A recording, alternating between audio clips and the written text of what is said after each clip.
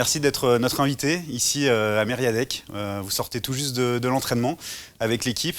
Alors les ambitions des Boxers, c'est d'essayer d'aller titiller Rouen, Grenoble, qui sont aujourd'hui, je pense qu'on sera d'accord là-dessus, les deux fortes équipes, les clubs les plus implantés. Bah, pas cette année. Les dernières années, oui, on aurait pu, on prétendait rivaliser ou essayer de rivaliser avec ces équipes-là. Cette année, je pense qu'il faut être réaliste.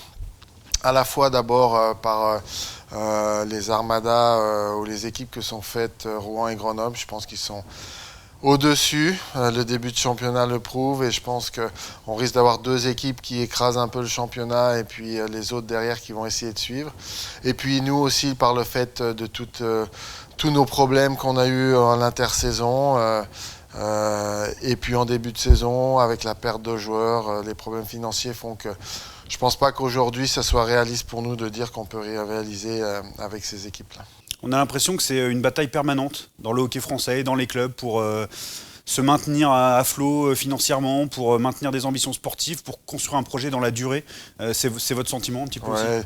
C'est le sentiment et puis c'est vrai que c'est dur à vivre, c'est compliqué à vivre. Chaque intersaison, on se bat pour garder les joueurs, on se bat pour monter une équipe. C'est des négociations permanentes, mais tirées vers le bas et pas vers le haut.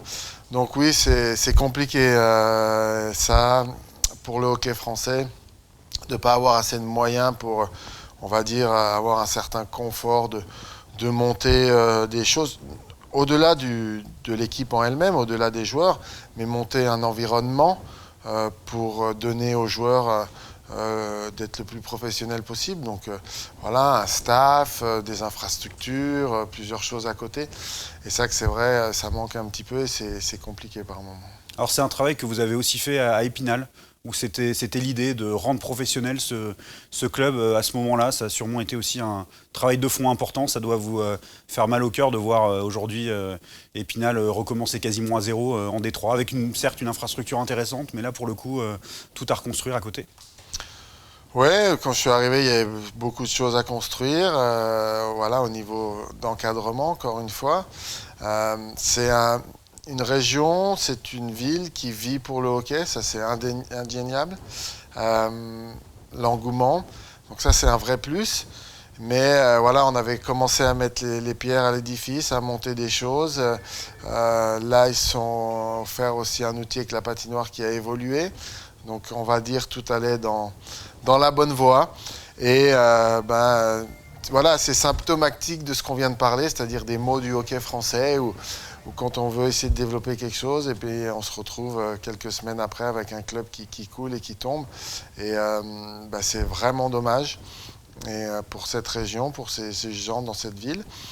Et on espère qu'ils vont pouvoir petit à petit se reconstruire et remonter assez vite parmi nous.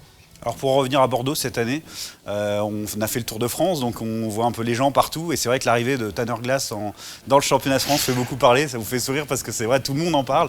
Et tout le monde se dit, mais comment Bordeaux a-t-il fait? Alors on se doute bien qu'on est très loin des salaires et des conditions NHL. Mais comment ça s'est passé avec ce joueur qui est, on peut le dire, un quatrième ligne NHL, travailleur, et qui, on l'a vu entraîner des enfants hier, qui a l'air déjà d'être... à sa place ici en fait. On a eu nos problèmes, on a eu des joueurs qui sont partis et puis je vais dire on a la chance d'avoir fait des bons coups. Tanner en est un. Donc Tanner dans un premier temps nous a contactés il y a très longtemps. Et il avait mis Bordeaux dans ses listes de clubs potentiels qui voulaient jouer en Europe. À partir du moment où il avait décidé que la NHL s'était terminée, il voulait un autre challenge en Europe pour un mode de vie différent. Voilà, on est resté en contact avec lui et puis quand l'opportunité de nouveau s'est faite pour nous, moi j'ai activé quelques contacts que j'avais en NHL pour me renseigner sur le personnage, sur l'homme, sur le joueur et tous les renseignements que j'ai eus étaient très positifs. Donc après j'ai eu quelques fois Tanner au téléphone, une fois que tout était clair dans sa tête que Bordeaux l'intéressait, on a activé. Ça n'a jamais été des négociations financières avec lui. Il savait très bien nos problèmes. Il savait très bien qu'on ne pouvait pas lui offrir plus ce qu'il a aujourd'hui. il n'en a jamais fait aussi non plus une négociation et il avait toujours dit qu'il viendrait, c'était pas pour l'argent.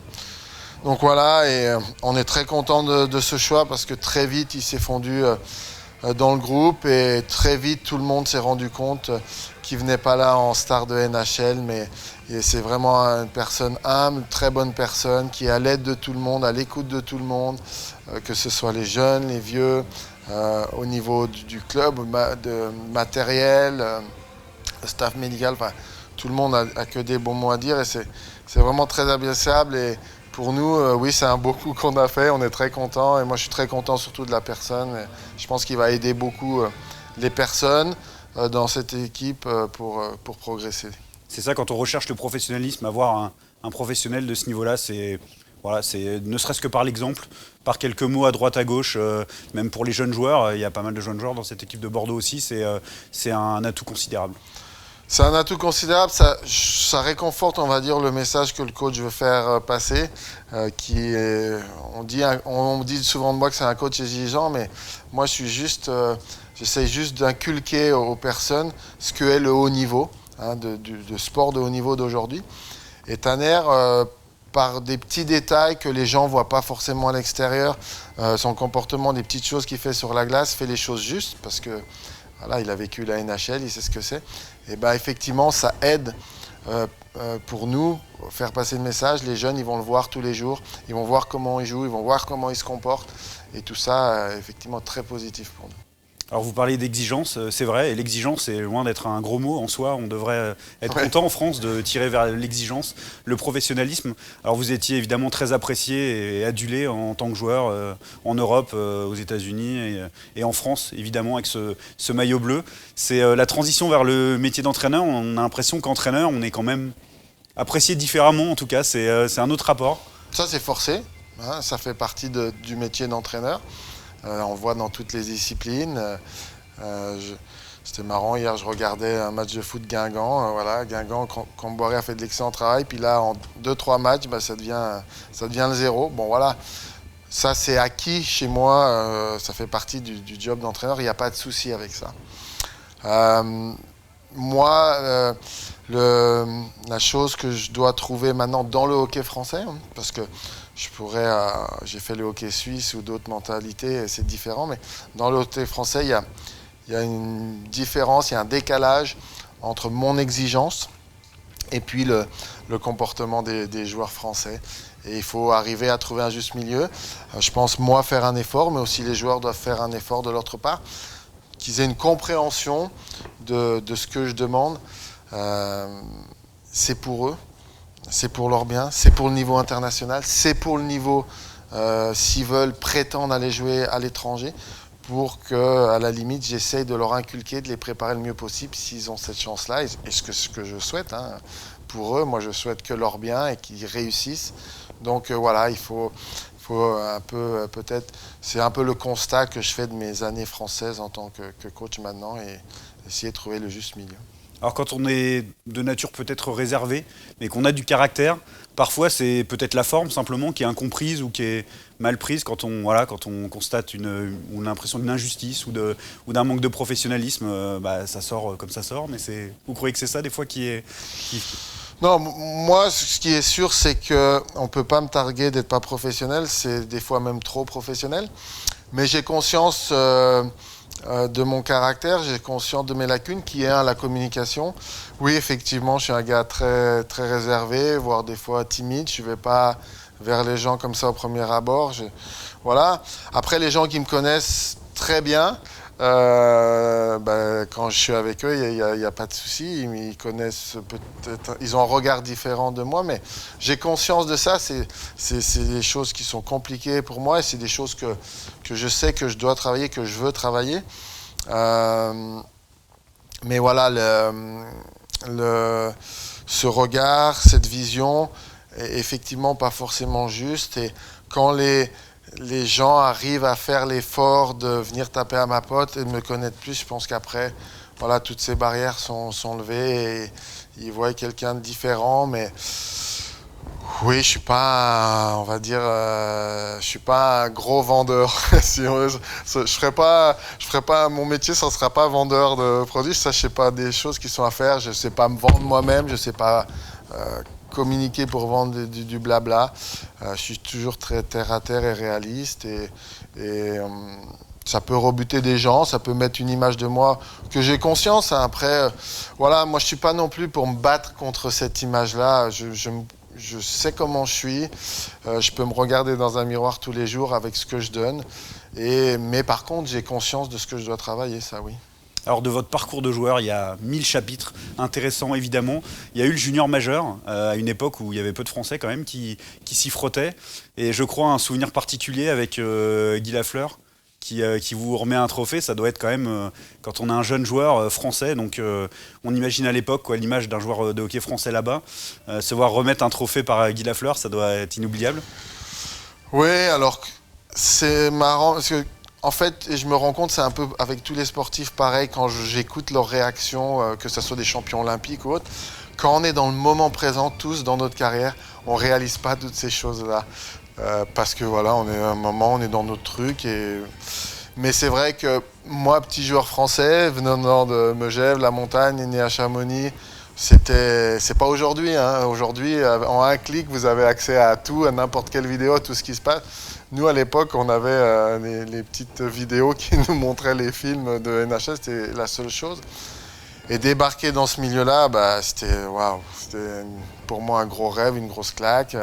Et puis, j'allais au forum, je voyais la NHL en premier, et effectivement, un soir, Guy Lafleur me remet le trophée. Alors là, oui, je savais qui c'était parce que j'avais vu un de mes joueurs favoris était Yvan Cournoyer qui jouait avec Guy Lafleur et c'était quelque chose d'incroyable pour moi, quoi. Je vivais à l'époque en plein rêve permanent quand j'ai débarqué en junior majeur, mais c'était mon rêve, c'était ma passion, donc j'étais en plein dans mon truc, quoi. C'était vraiment génial et maintenant que j'y repense, c'était des années merveilleuses. On n'en profite pas assez effectivement quand on est en action, mais ouais, c'était juste fabuleux. Alors évidemment, tout le monde doit vous le rappeler, voilà, Saint-Louis, la NHL, le premier joueur français à jouer en NHL, une aventure sûrement passionnante, compliquée aussi parce que au gré des coachs, des alignements, et puis aussi à l'époque, il faut le dire quand même, les joueurs européens étaient moins mis en avant. Il fallait en faire beaucoup plus que les autres. Ouais, c'était très dur. Et puis, on m'a pris pendant un temps pour le Québécois, mais en fait, non, j'étais pas, parce que j'ai joué en junior major, on pensait que j'étais Québécois, mais non, j'étais français. Comme Antoine Roussel, en fait. Alors là c'était très drôle après. Mais oui, il fallait prouver. Ce qui était le plus dur, c'était la NHL encore. Voilà, il fallait comprendre un petit peu les codes, entre guillemets. Mais quand vous étiez dans les mineurs ou autres, là, c'était vraiment dur. Parce que là, c'était vraiment, à l'époque, la jungle. Hein. Et quand je dis la jungle, c'était dans différents aspects d'intimidation personnelle, d'intimidation sur la glace, physique. À l'époque, les bagarres, c'était fréquent dans les ligues mineures. Là, maintenant, quand même, depuis quelques années, on essaye de nettoyer tout ça. C'est des ligues maintenant de formation. On peut envoyer les jeunes, c'est de la formation. À l'époque, ce n'était pas vraiment le cas. Donc tout ça a été très, très dur à endurer. Mais voilà, ça forge un caractère aussi, ça forge un mental. Et moi, j'ai beaucoup, beaucoup appris à cette époque-là au niveau mental. Et c'est pour ça que je dis toujours aux jeunes joueurs français, s'ils peuvent partir, toute expérience qu'ils soient, sont très enrichissantes mentalement et pour se solidifier dans ce sens-là. Alors il y a eu une belle récompense qui a été de jouer avec Stachny et Hull, c'est ça, ouais. Ça c'est là aussi, là on touche vraiment à la légende de la NHL, même si c'est pour quelques mois, c'est quand même pour un joueur français, c'était vraiment incroyable d'en arriver là, quoi. Ouais, j'ai connu tous les rôles un petit peu à Saint-Louis, puis à un moment donné, effectivement, Stastny était venu, et puis voilà, on m'avait aligné quelques matchs avec eux, et voilà. Stastny aussi, c'était un grand nom du hockey international pour nous, les Européens, donc c'était un plein rêve, et puis côtoyer ces gens, mais de les voir aussi leur simplicité dans l'échange, l'humilité de ce joueur-là, c'était incroyable. Donc, ça fait partie des très bons souvenirs, effectivement, maintenant. Alors ça peut paraître étonnant de l'extérieur parce que la NHL fait rêver, clairement c'est le championnat qui fait rêver tous les joueurs, mais en termes d'ambiance, en termes de peut-être de vécu comme ça, l'Europe c'est incroyable aussi, la Suisse, l'Allemagne peut-être encore plus. C'est là où vous avez vécu les émotions les plus fortes à ce niveau-là? Oui, parce que la culture américaine, on vient voir un show. Et le show, il n'est pas juste sur la glace, il est partout à l'extérieur. Il faut les pop-corn, il faut la bière, les hot dogs, enfin toutes ces choses-là. Et donc, ils vivent ça comme un show, mais pas comme un fan. Il y a certaines ambiances, oui, certains marchés qui sont des vrais fans, où il y a des grosses ambiances, plutôt au Canada d'ailleurs. Et quand je rentre en Europe et que je découvre les ambiances en Suisse et en Allemagne, c'était juste bluffant, incroyable. Moi, j'ai des souvenirs à Mannheim où j'arrivais pour le match. Donc, les joueurs, nous, en général, on arrive 2 heures avant le match. Et les tribunes debout étaient déjà archi pleines. Et les gens chantaient déjà. Et les gens viennent à 4 heures l'après-midi dans les pubs, changent leur tenue, mettent le maillot et vivent le match à fond pendant des heures. Et c'était juste hallucinant, quoi. On rentrait, nous, pour se préparer et ils étaient déjà là en train de chanter. Donc, c'est des ambiances tout à fait fabuleuses, très, voilà, un peu des ambiances de football, on va dire. Et ça, c'est très différent, effectivement, des Nord-Américains. Et ça crée des ambiances fabuleuses pour eux. Alors je repense à ce documentaire aussi, les règles du jeu, qui a circulé beaucoup dans les bus du hockey français parce qu'il représente beaucoup. Vous l'avez regardé quelques fois, vous l'aimez bien, vous trouvez qu'il représente un peu ce qui se passait à l'époque avec Max Orley Non, moi je l'aime pas trop, mais voilà, ça fait partie de mon histoire aussi. Hein. Mais je suis pas. Oui, on voit l'image guerrier, mais on voit l'image aussi du gars qui souffre et moi, voilà, étant réservé, pudique, j'aime pas forcément montrer ces images. Donc il y a des choses que moi j'étais pas très à l'aise de voir, mais presque voilà, du domaine de l'intime. Là, on est vraiment dans le vestiaire tout le temps, enfin dans la vie de groupe tout le temps, quoi. Oui, c'est ça. Mais c'est pour ça, c'est un peu compliqué. Maintenant, il faut s'ouvrir, mais ce qui se passait à l'époque dans le vestiaire, on aimait bien que ça reste. Puis c'est notre intimité, c'est notre vie. Mais voilà, on a joué le jeu et puis j'ai pas cherché non plus à faire couper quoi que ce soit. Ça faisait partie du truc et je sais, j'ai eu des bons retours. Donc voilà, ça servi après aussi. C'était intéressant de ce côté-là de faire des conférences à côté, d'expliquer un peu des choses aux gens quand on faisait les conférences. Ça, j'ai trouvé ça très intéressant. Donc, je ne suis pas resté juste sur l'image du gars qui souffre et qui pleure. Alors, ça peut paraître anodin, mais on a eu la chance de visiter le nouveau vestiaire des boxeurs qui est très sympa.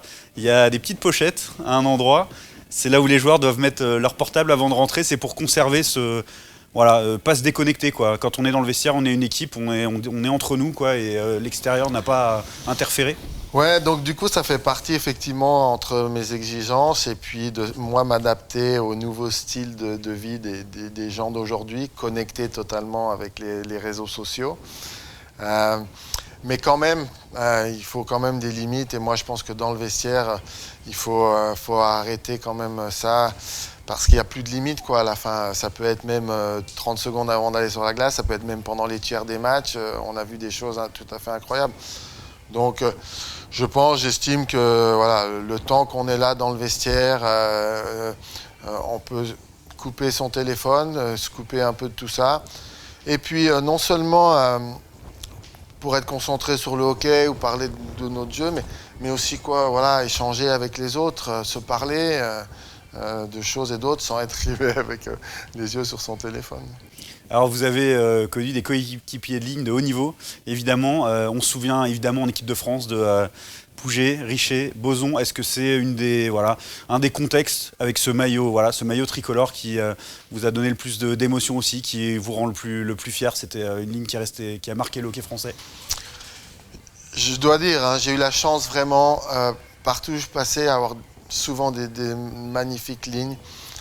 Chaux-de-Fonds la promotion, à Lugano avec Christian Dubé et Régis Fouz, à Mannheim aussi avec Tom Wilson et Christian. Voilà, enfin plein d'endroits j'ai eu cette chance-là.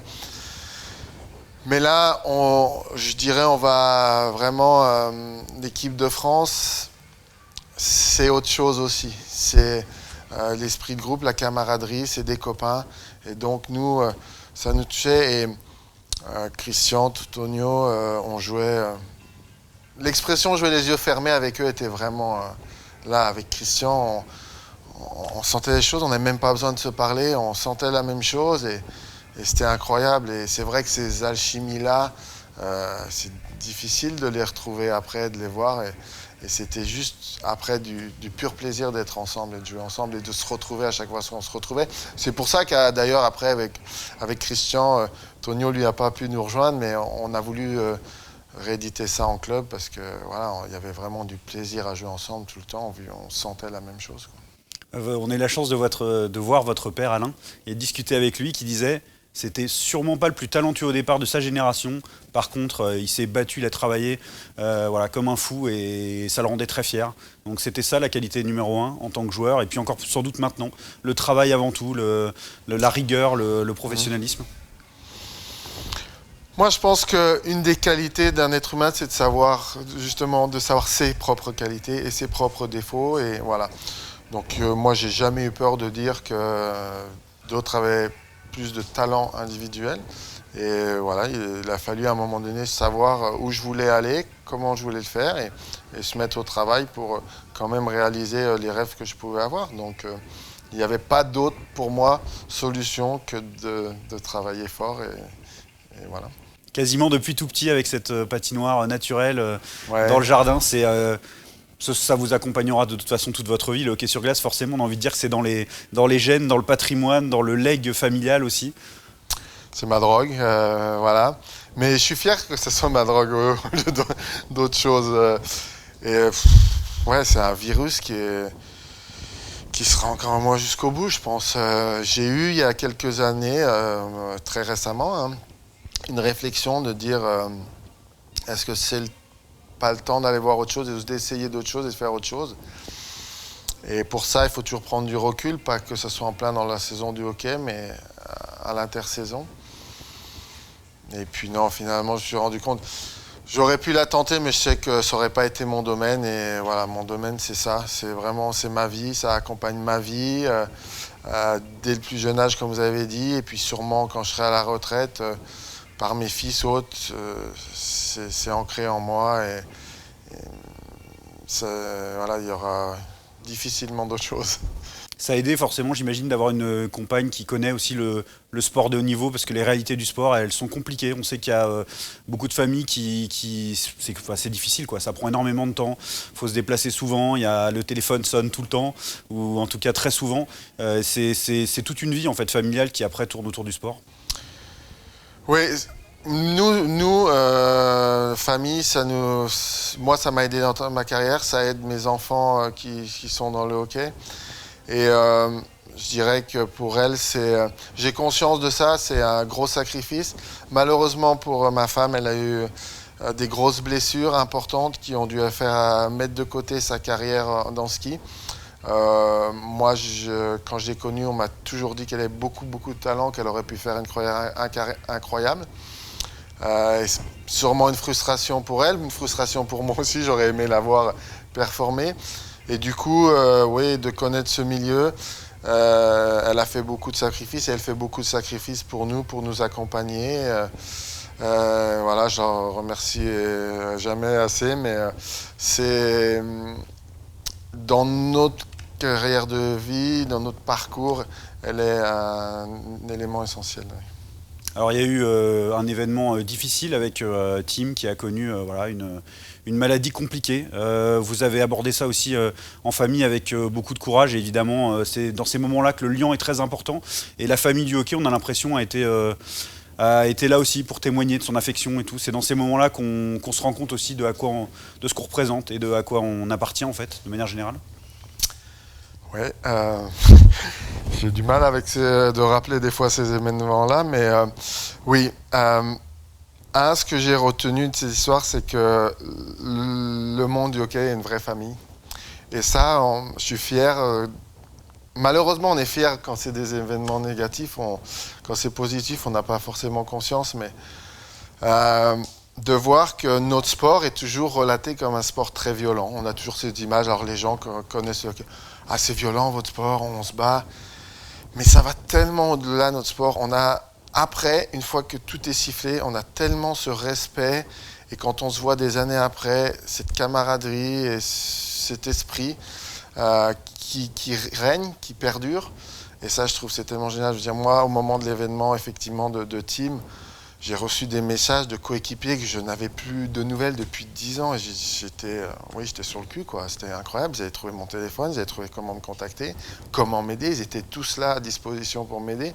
Et c'est là qu'on se rend compte que notre milieu du sport, en général, du hockey en particulier, c'est une vraie famille, c'est un vrai milieu de soutien. Et ça, c'était très réconfortant. Et puis dans la difficulté, je l'ai dit souvent, hein, qu'on a eu, oui, il ne faut pas se cacher, hein, il était à 2 doigts de passer au-delà. Mon vécu de sportif m'a beaucoup aidé, m'a beaucoup aidé et, à passer cette période-là. Et difficile, mais toujours avec cet esprit, on va dire, compétiteur finalement. Ouais, c'est ça, et puis c'est le mental aussi que vous lui avez transmis aussi à titre d'exemple. Il s'est battu sûrement comme nul autre aussi. Ça fait partie aussi du sport en fait, d'avoir cette combativité, de rien lâcher, d'avoir c'était dingue quoi. On l'a vu petit à petit, on a suivi remonter sur des patins, etc. Tout paraissait quasiment miraculeux. C'est cet esprit aussi de compétition. Il se voit aussi dans les mots comme ça évidemment. Oui, alors moi les gens que moi je ne veux pas me porter ce crédit-là. Oui, c'est des valeurs que j'essaie d'inculquer à mes enfants. De se battre et tout ça. Donc, mais après, c'est lui qui l'a fait. C'est lui qui a fait, qui s'est battu pour vivre d'abord, et puis après, maintenant, qui se bat tous les jours. Il en a pris conscience petit à petit. Hein, j'ai revu très récemment d'ailleurs ses interviews juste après sa maladie, quand il était au centre de Cap-Breton, et on voit tout de suite qu'il est projeté tout de suite NHL et tout ça. Et avec peu de recul pour lui, de voir la difficulté de la chose, de la difficulté de la tâche, Et je pense que maintenant, il le voit. Avec le recul, il voit que c'est compliqué de revenir de sa maladie. Ça ne se fait pas en claquement de doigts, même si on a la volonté de revenir au niveau où il voulait être. Il s'en rend bien compte maintenant. Mais il lâche pas, quoi. Il va tout mettre en œuvre pour réussir.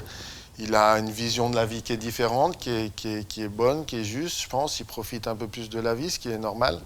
Mais il a toujours ces objectifs-là qui sont là et qu'il va mettre tout en œuvre pour essayer d'y arriver. Alors la saison qui est en cours là, c'est une saison particulière puisqu'il y a la double casquette, celle de sélectionneur national en plus de celle des boxers. Alors c'est une transition, on va dire, c'est présenté comme ça par la fédération de hockey. Donc déjà, j'imagine que c'est un immense honneur pour vous, voilà, pour que l'équipe de France représente tant, d'être le sélectionneur. Et là, du coup, un défi pour cette année, en tout cas majeur. Oui, alors la fierté, c'est indéniable. C'était vraiment...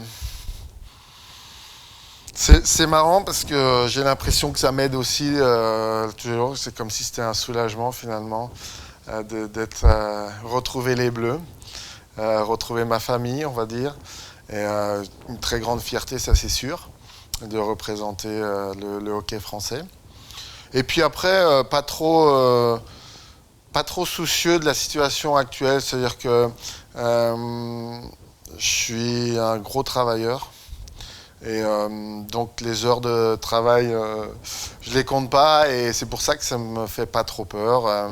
J'aurai sûrement à un moment donné dans l'année peut-être des moments de fatigue, mais voilà, j'ai accepté sans problème et en sachant que j'avais la capacité de le faire. Donc c'est pour ça que cette année me soucie pas trop. C'est juste sûrement après le regard des gens ou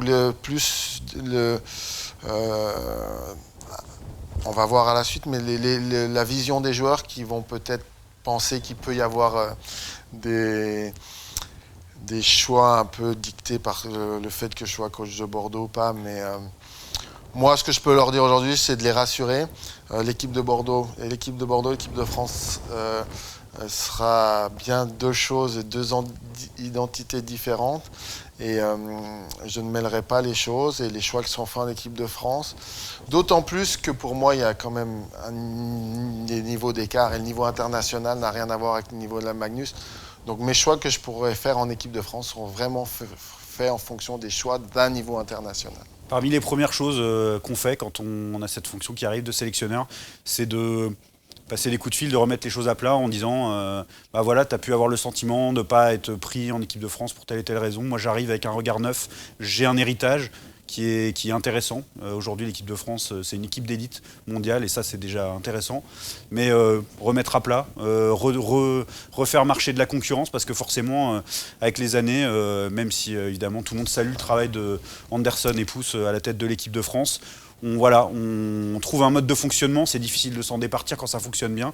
Voilà, vous, c'est la suite, donc prendre ce qu'il faut de là et puis en même temps remettre de la concurrence. Oui, c'est tout à fait ça. Je veux dire, c'est tout à fait ça. J'ai pas pu individuellement tous et c'est en ça que le premier stage, je vais prendre énormément de joueurs et puis faire passer ce message-là, mais pour tout le monde. C'est-à-dire que aussi bien ceux qui n'étaient pas en équipe de France, mais ceux qui y sont depuis des années, on repart sur une page blanche avec moi. Et je veux voir un investissement total de la part des joueurs pour ce maillot tricolore. Ça, c'est la première chose, c'est le premier message. On ne peut pas, pour moi, brader l'équipe de France. On ne peut pas venir une fois et pas venir une autre fois. Si on veut remplir les objectifs qu'on a, je pense que notre sport, pas faire les jeux depuis Salt Lake, j'étais sur la glace Montmartre, c'est pas normal, mais il faut du coup changer des choses dans son comportement aussi, peut-être en faire plus, faire des choses peut-être différemment, à voir entre nous, à discuter, mais donc l'investissement doit être plus grand et tout le monde, je vais essayer de donner le chance, écoutez, au jour d'aujourd'hui, je peux vous dire, la liste que j'ai, pré-liste que j'ai déjà fait, il y a plus de 70 noms, donc c'est énorme. Et oui, tout le monde va pouvoir avoir la chance de se montrer, que ce soit dans le championnat pour ceux qui sont là, ou lors des regroupements, des 3 regroupements qu'on aura cette année, quand on fera appel à eux. Dans l'identité de jeu que vous avez envie de mettre en place, cette identité de jeu de l'équipe de France, elle a été longtemps évidemment essentiellement défensive, en tout cas avec ce but de maintien. On a eu le sentiment sur ces dernières années qu'elle avait franchi un cap quand même, qu'elle arrivait à très bien gérer ses matchs contre les nations faibles et qu'elle pouvait se structurer pour même faire quelque chose contre les grosses nations. Est-ce que c'est un de vos objectifs de se dire aujourd'hui on n'a plus peur de personne, on ne commence pas un championnat du monde en disant tel match on oublie, tel match on oublie, ok on joue celui-là et ça suffira quoi? C'est ce que je me suis battu moi des années en tant que joueur de l'équipe de France, c'est de rayer cette mentalité-là, de choisir ses matchs, de partir contre des grosses nations déjà en disant c'est perdu. Il faut absolument, et comme vous l'avez dit, la mentalité a changé. Après, il faut faire attention, c'est fragile. On l'a vu, le dernier championnat du monde, c'est revenu un petit peu avec cette mentalité-là, où dès qu'on avait fait le maintien, on n'a pas très bien géré les autres matchs. Donc, il faut maintenir ce cap de jouer tous les matchs pour les gagner. Ça, on va continuer à travailler là-dessus. Et puis après, oui, j'ai une vision aujourd'hui bien précise de ce que je veux faire, mais c'est pas dit que ça va marcher. Donc je vais essayer, et puis on fera un constat une fois qu'on aura essayé, de ne pas être uniquement par exemple défensif, effectivement, laisser les talents s'exprimer, mais il faut qu'ils soient responsables, et si nous on voit que ça marche pas et qu'on se tire une balle dans le pied, peut-être qu'il faudra faire marche arrière, mais ça on ne le saura qu'en essayant ces choses-là. Alors je finis toujours les entretiens avec cette question très large et très intéressante forcément sur l'avenir du hockey français. Pour vous, quelle doit être aujourd'hui la priorité si on parle au niveau du hockey français de manière générale, au niveau fédéral pour continuer à développer ce sport et lui faire franchir un palier? C'est très compliqué comme question. Il y a beaucoup de secteurs qu'il faut qu'on améliore. Mais le nerf de la guerre, il est comme partout. C'est l'économie, c'est les moyens qu'on donne. À partir du moment où on se donnera plus de moyens, qu'on aura plus de moyens. Et j'ai bien conscience que c'est pas évident pour notre sport de vivre au milieu qu'on sait des sports qui écrasent, on va dire, le sport français qui génère tous les budgets, l'argent. Mais ça passe par là, partout. un peu plus de moyens. Quand on aura des moyens, moi j'ai plein d'idées qu'on peut mettre en place dans des staffs et pour qu'on fasse progresser les choses. Et donc là, on va essayer d'amener en équipe de France. Et puis il faudra faire des arbitrations à un moment donné de savoir ce qu'on peut faire et pas faire au niveau financier. Et ben dans le championnat, c'est la même chose. Si on peut permettre à certaines équipes de monter leur budget et de se donner comme objectif à terme, dans les 5 prochaines années, de monter les budgets des équipes, forcément, vous allez avoir à côté plein de choses qui s'améliorent. L'encadrement des joueurs, qui sera plus professionnel, et puis la possibilité d'avoir des meilleurs étrangers, puis tout ça vous monte le niveau vers le haut. Mais voilà, on reste au nerf de la guerre qui est économique, et c'est compliqué, on le voit tous les jours, on le vit tous les jours. Merci beaucoup Philippe Ozon, Merci c'était un à vous. entretien passionnant. Merci à vous, c'est gentil. Salut le hockey franco, c'est Fred. N'oubliez pas de nous suivre sur les réseaux sociaux et vous abonner à la chaîne. Et activez la petite cloche si vous voulez ne rien louper. À la prochaine!